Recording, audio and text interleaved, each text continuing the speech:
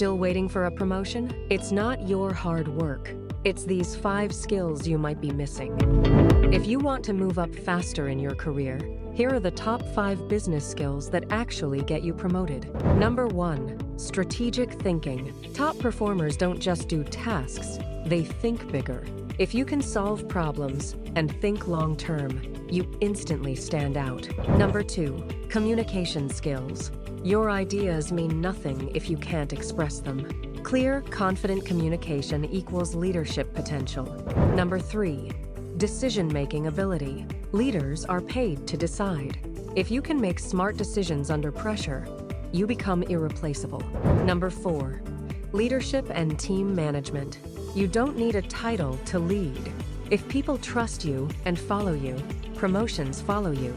Number 5, adaptability. The workplace is changing fast. If you can adapt, learn, and evolve, you stay ahead of everyone else. That's exactly why institutions like the London School of Science and Management Training, LSMT, focus on building real-world business skills, so you're not just qualified, but promotion-ready. Remember, degrees may get you a job, but skills get you promoted. Which of these skills are you working on right now?